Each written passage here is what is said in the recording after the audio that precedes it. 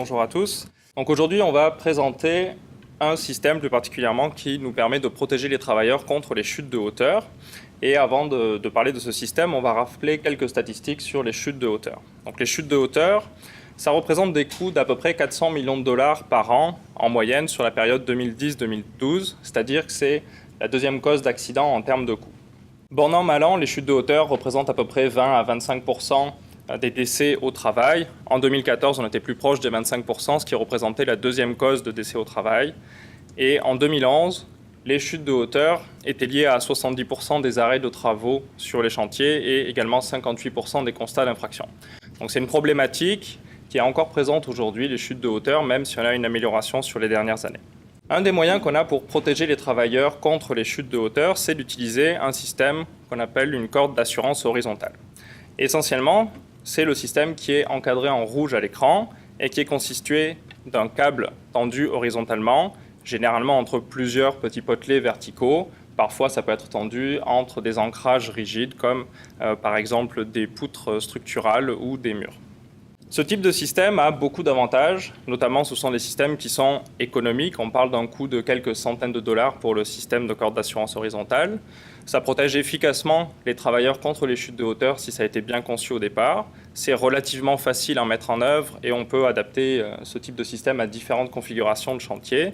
Et c'est également un système qui est convivial, dans le sens où ça permet une grande liberté de mouvement aux travailleurs qui sont connectés à ce système.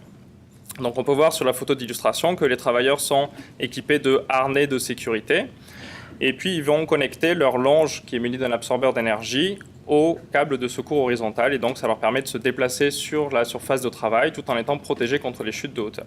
Une des difficultés qu'on a avec ce type de système, c'est notamment leur conception. Donc de quoi on parle lorsqu'on mentionne la conception des cordes d'assurance horizontale ? Principalement, on va partir des besoins en chantier, c'est-à-dire qu'on va définir quelle doit être la portée du système et puis combien de travailleurs on veut connecter à la corde d'assurance en même temps. Et ensuite, à partir de ces données, on va chercher à déterminer deux paramètres principalement, soit la tension lors de l'arrêt de chute et également la flèche pour s'assurer qu'on a un dégagement qui est suffisant afin d'éviter que le travailleur ne vienne toucher le sol lors de l'arrêt de chute. Une fois qu'on aura ces paramètres, la tension et la flèche, on va pouvoir passer à la phase de conception des ancrages, puis à la mise en œuvre du système sur le chantier. Donc aujourd'hui, on va parler uniquement de cette étape de conception, c'est-à-dire du calcul de ces deux paramètres que sont la tension lors de l'arrêt de chute et la flèche. Le système, comme on l'a dit, est composé d'un câble, mais on va avoir également le travailleur avec le harnais et la longe avec absorbeur d'énergie. On peut voir sur cette illustration le câble qui a deux formes différentes.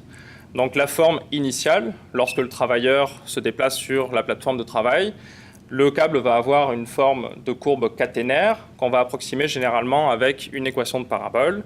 Et lors de l'arrêt de chute, ou lorsque le travailleur va être en suspension, on va avoir une forme triangulaire. Donc ça va être une des premières raisons pour laquelle ça peut être compliqué de faire la conception d'une corde d'assurance horizontale. Les câbles sont ce qu'on appelle des structures flexibles, c'est-à-dire des structures dont la forme va dépendre du chargement. Une autre difficulté qu'on a pour la conception des câbles, c'est la nature de la charge qu'on applique sur ces structures. C'est une charge dynamique lorsqu'on va arrêter la chute d'un travailleur. Enfin, une autre difficulté de conception qu'on a avec les câbles, c'est le fait que leur rigidité augmente lorsqu'on accroît la tension qu'on exerce sur ces câbles.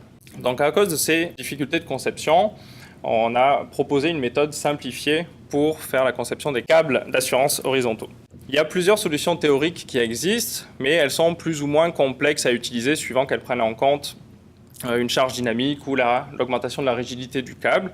Et une autre solution qui s'offre à nous, c'est d'utiliser des logiciels de structure qui sont capables de prendre ces différents paramètres en compte, mais qui souvent vont être très coûteux pour des logiciels de conception professionnelle. On peut parler de plusieurs milliers de dollars jusqu'à proche de 20 000 dollars pour un logiciel. C'est quand même un coût très élevé lorsqu'on veut faire la conception d'un système qui coûte quelques centaines de dollars. L'objectif de l'activité de recherche était donc de proposer une méthode de conception qui soit rapide, simple, fiable et qui considère la rigidité des ancrages. Et pour ceci, on s'est appuyé sur la méthode qui avait été publiée en 1991 par Jean Artaud et André Lannes. Et puis on l'a un petit peu améliorée pour prendre en compte la rigidité des ancrages. Donc la méthode analytique, on l'a prévue pour considérer à la fois des ancrages rigides, donc lorsqu'on va avoir la corde d'assurance horizontale connectée à des colonnes structurales par exemple, et également des ancrages dits flexibles, comme des petits potelets qui vont avoir tendance à se déformer lors de l'arrêt de chute. Le câble, on va considérer qu'il a une forme qui est parabolique sous son poids propre, c'est une approximation de la courbe caténaire qu'il va prendre réellement, et on va considérer que le câble a une forme triangulaire lors de l'arrêt de chute. Enfin, la méthode de résolution s'appuie sur un équilibre statique des forces dans le domaine linéaire élastique. Donc c'est des paramètres qui nous permettent de simplifier la méthode et on va voir qu'est-ce que ça a comme conséquence en termes de précision.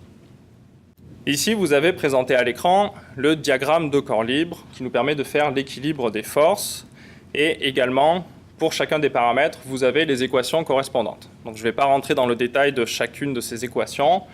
Donc ça, essentiellement, c'était la méthode de 1991 et on a ajouté la flexibilité des ancrages.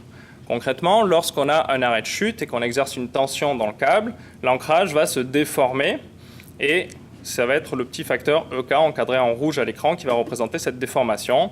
On va le rentrer dans le calcul de l'angle cos alpha que fait le câble par rapport à l'horizontale. Et donc, ça va nous donner une tension dans le câble lors de l'arrêt de chute qui va dépendre de la rigidité de l'ancrage. Sur la base de ce modèle analytique, on a étudié un petit peu quelle influence avait la rigidité de l'ancrage sur la tension lors de l'arrêt de chute. Donc, sur l'axe vertical de ce graphique, vous avez la tension lors de l'arrêt de chute et sur l'axe horizontal, la portée du système. Et on a trois courbes qui correspondent à trois rigidités différentes pour les ancrages. Donc les courbes vertes et bleues sont pour des ancrages flexibles, vous avez les valeurs de rigidité qui sont en bas, et la courbe violette, c'est pour un ancrage qui serait infiniment rigide. Ce qu'on peut voir, par exemple, pour un système qui a une portée de 10 mètres, c'est que lorsqu'on augmente la rigidité, la tension lors de l'arrêt de chute va augmenter également. On va passer de l'ordre de 16,5 kN à 18 kN, et si on passe à un ancrage infiniment rigide, la tension continue à augmenter, on va arriver autour de 19 kN. Donc on remarque à partir de notre modèle théorique que plus l'ancrage est rigide, plus la tension va être grande dans le câble lors de l'arrêt de chute. On a observé également d'autres comportements avec notre modèle théorique. Lorsqu'on utilise un câble de plus grand diamètre, on va avoir une plus grande tension et une plus faible déflexion lors de l'arrêt de chute. Si on choisit une tension initiale qui est plus élevée, c'est-à-dire que le câble va être quasiment parfaitement horizontal au départ, là encore on va avoir une tension plus grande lors de l'arrêt de chute et une déflexion qui va être plus petite. De manière générale, lorsqu'on fait de la conception de systèmes actifs de protection contre les chutes de hauteur, si on choisit des éléments qui sont plus gros, ça va nous donner plus de résistance, mais ce ne sera pas nécessairement la meilleure option. Il va toujours falloir essayer de trouver un équilibre entre la tension et la déflexion pour les systèmes de cordes d'assurance horizontale. Donc sur la base du modèle théorique, on a mis à jour les ABAC qui avaient été publiés en 1991. C'était principalement parce qu'en 2001, l'absorbeur d'énergie a été rendu obligatoire dans le code de sécurité pour les travaux de construction. Et donc, on avait une force appliquée sur le câble qui était plus faible que celle qui avait été considérée en 1991. Et cette nouvelle méthode va considérer également les câbles de différents diamètres, la rigidité des ancrages, on l'a déjà mentionné. Et une fois qu'on avait fait ces étapes-là, on s'est dit ça pourrait être intéressant de développer un chiffrier Excel qui va être automatisé avec des macros et le rendre disponible pour les gens qui veulent faire de la conception de ce type de système. Et également, on va introduire, par rapport à 1991, une méthode pour faire la conception de systèmes à travées multiples. Pour la validation expérimentale, on est allé au laboratoire de l'École polytechnique de Montréal. Et vous avez à l'écran un schéma du système qu'on a testé. Donc on avait notamment une cellule de charge qui était connectée à la longe avec absorbeur d'énergie qui retenait le torse en bois. Deux cellules de charge, une à chaque extrémité du câble horizontal. Et on avait également un potentiomètre à cordes qui nous servait à vérifier la déflexion du câble lors de l'arrêt de chute. Également, on avait positionné à la base des potelets des jauges de déformation pour vérifier si les potelets restaient dans le domaine élastique ou si on avait des phénomènes de plastification. Et tous ces paramètres étaient enregistrés en temps réel à une fréquence de 1200 Hz pour être sûr de bien capturer tout ce qui se passe lors d'un arrêt de chute. En termes de système d'essai, on a regardé des systèmes de cordes d'assurance horizontale de différentes portées. Donc vous voyez qu'on a considéré 3 portées différentes, 5 mètres, 10 mètres et 15 mètres. Ensuite, on avait 5 potelets différents qui correspondent à des rigidités qui varient. Et on a testé également pour 2 diamètres de câble, 3/8 de pouce et 1 demi-pouce.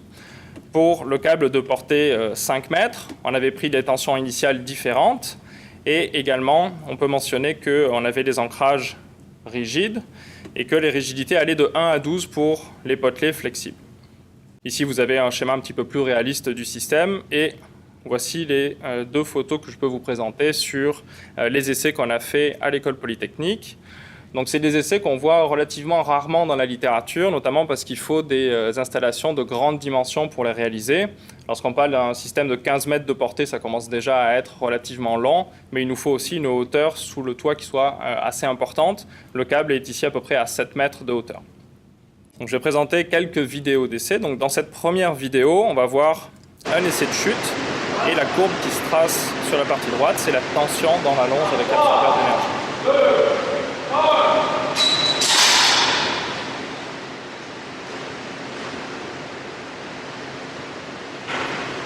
Donc ce qu'on peut voir, c'est qu'au début de l'essai, on a une force qui est égale à 0 kN dans la longe, on n'a pas de tension. Puis on a la chute et ensuite on a une partie qui est en forme de plateau, ça va correspondre au déploiement de l'absorbeur d'énergie.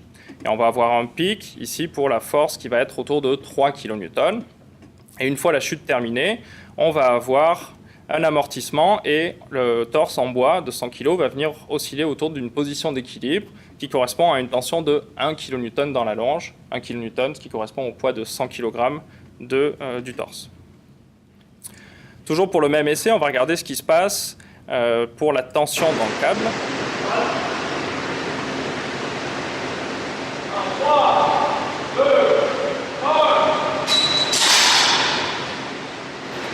Donc là encore, on a une tension qui n'est pas tout à fait égale à 0, mais qui est proche de 0 au départ. On a quand même une tension initiale pour donner la forme au câble avec la flèche que l'on voulait au départ. Puis on a une partie en plateau qui correspond au déploiement de l'absorbeur d'énergie et on a une force de pic qui est de l'ordre de 12,5 kN, alors que la force dans l'absorbeur était de 3 kN. Et finalement, on va venir osciller autour d'une position d'équilibre. Dernière vidéo, toujours pour le même essai. Cette fois-ci, on va regarder la déflexion du câble lors de la chute.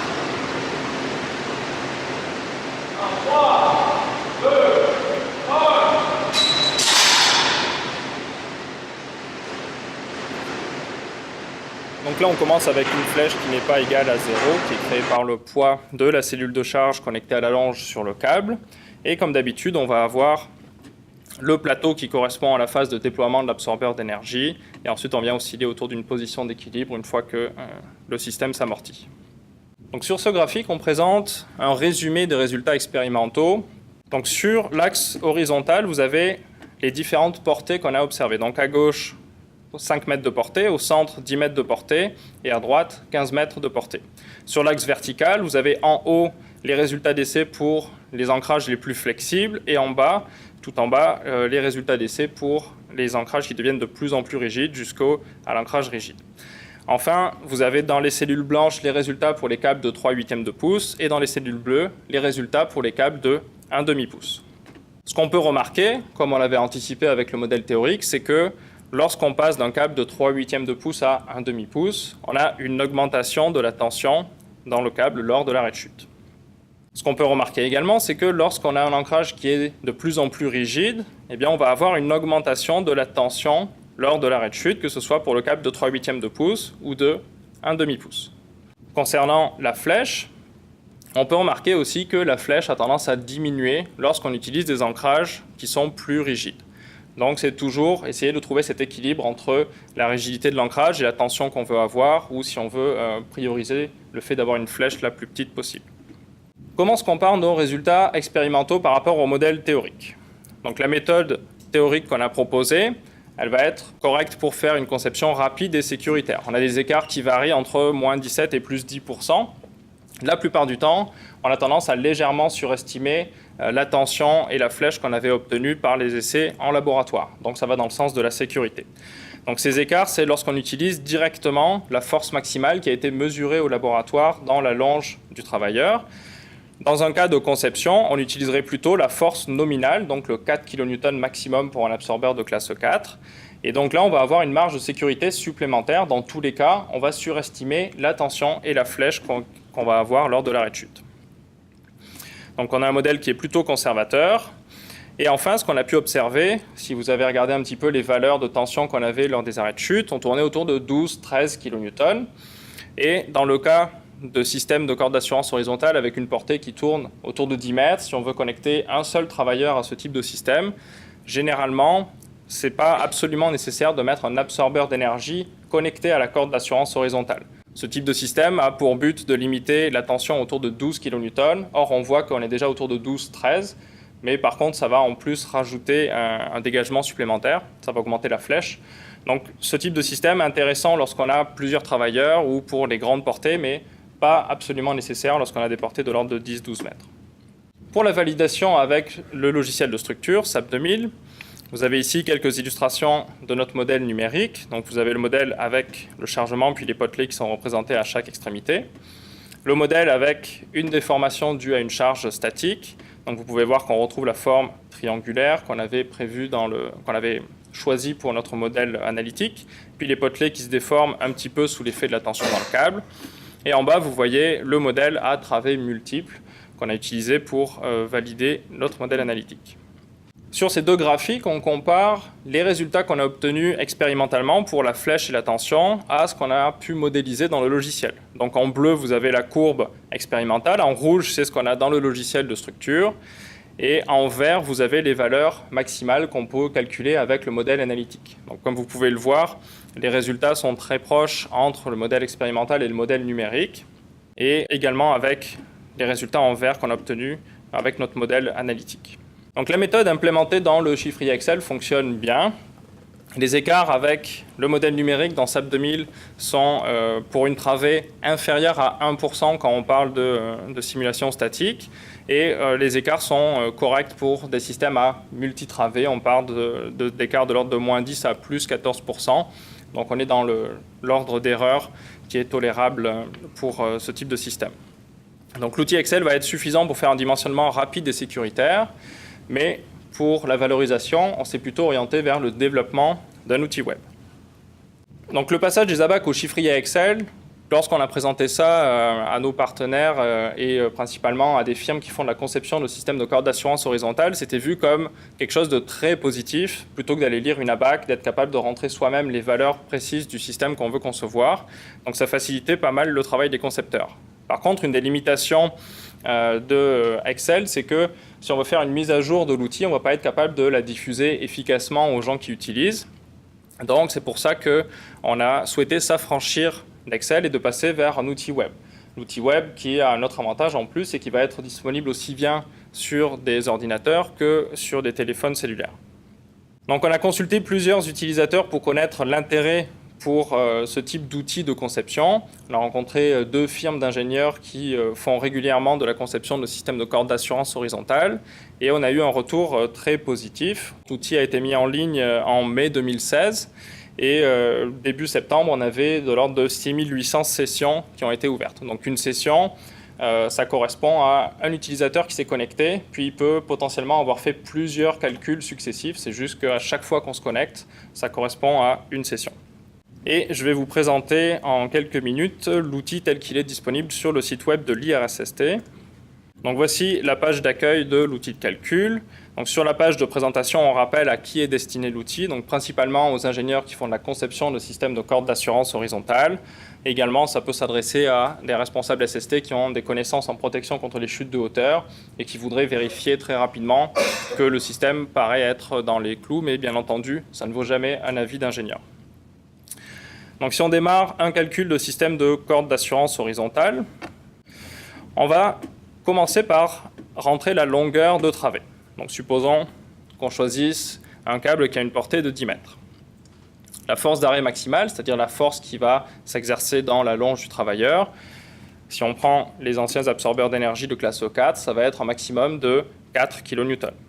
Puis on va pouvoir choisir dans un menu déroulant le diamètre du câble. Par exemple ici je vais prendre 3/8 de pouce.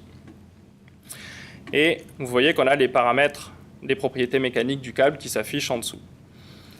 La flèche initiale, je vais prendre par exemple 20 cm. C'est quelque chose de relativement courant pour un SCH d'une portée de 10 mètres. Et puis dans les ancrages, je vais avoir le choix soit de prendre un ancrage rigide ou un ancrage dont je vais définir moi-même les propriétés mécaniques. Ou alors, on a quand même plusieurs sections creuse, soit de section carrée, soit de section ronde. Donc par exemple, ici, je vais prendre un potelet de 5 pouces par 5 pouces par 1/4 de pouce d'épaisseur, donc une section carrée. En termes de matériaux, on offre le choix soit de l'acier, soit de l'aluminium. Donc ici, on va prendre de l'acier, par exemple. Et si je prends une hauteur de potelet de 1,5 m et un système à une travée, j'ai fini de rentrer tous les paramètres qui vont m'être utiles pour le calcul. Donc je vais pouvoir cliquer sur le bouton « Calculer ». Et ici, j'ai un résumé des résultats. Donc ça me dit que le potelet que j'ai choisi est a priori suffisant pour soutenir les efforts qui vont être générés lors de l'arrêt de chute d'un travailleur. J'ai T1, la tension initiale qui est dans le câble pour avoir la flèche de 20 cm. T, la tension qu'on attend lors de l'arrêt de chute. La flèche F2, le facteur de sécurité pour le câble, et puis les moments qui vont s'exercer, le moment résistant à la base du potelet. Ensuite, on va pouvoir exporter les résultats sous la forme d'un fichier PDF. Ici, vous voyez qu'on peut rentrer le nom du projet, de l'ingénieur qui fait la conception, de la firme et puis de la personne qui a validé les résultats. Et voici le type de résultat que l'on obtient. Donc, ça tient sur une page et on a dans le tableau du haut les propriétés mécaniques du câble qu'on a choisi et de l'ancrage. Puis on va avoir un deuxième tableau avec les propriétés du système de corde d'assurance horizontale. Donc on retrouve la portée qu'on a choisie, la flèche initiale qu'on avait choisie, la tension initiale à laquelle cette flèche correspond, la force dans la longe du travailleur. Et puis ensuite on va avoir les résultats. Donc la tension maximale lors de l'arrêt de chute, la flèche maximale, les réactions à la base du potelet. On rappelle les équations qui ont été utilisées pour le calcul. Et tous ces résultats sont résumés sur le schéma qui est en bas. Si on revient à l'outil, on peut faire un calcul ensuite, connaissant la flèche qui est de 67 cm lors de l'arrêt de chute, on peut aller vérifier que le dégagement est correct. Donc j'ai un onglet calcul du dégagement. Par défaut, ça va reprendre directement le calcul de flèche que l'on vient d'effectuer, mais sinon on peut changer cette valeur à la main. Et ici, si je choisis une longe de 1,8 m de longueur, que j'estime le déploiement de l'absorbeur d'énergie, donc si on a un absorbeur de classe E4 avec un travailleur de 100 kg, une hauteur de chute libre de 1,5 m, on s'attend à un déploiement d'absorbeur de l'ordre de 80 cm environ. L'étirement du harnais, en règle générale, ça va être autour de 20 cm. Pour un travailleur qui fait 1,80 m et avec une marge de sécurité de 1 m, on arrive à un dégagement nécessaire de l'ordre de 6 mètres pour notre système de corde d'assurance horizontale. Donc là encore, en quelques minutes, je peux vérifier quel est le dégagement nécessaire pour m'assurer que le système va être sécuritaire. Et là aussi, je peux exporter les résultats sous la forme d'un fichier PDF. Donc voici à quoi ressemble le fichier de résultats. Donc ça reprend tous les paramètres rentrés par l'utilisateur, la formule de calcul pour le déploiement de l'absorbeur d'énergie, et comme tantôt, on a un petit schéma qui va montrer où se situe chacune de ces distances, donc pour la flèche, longueur de la longe, déploiement de l'absorbeur, étirement du harnais, et ainsi de suite. Donc ceci conclut ma présentation.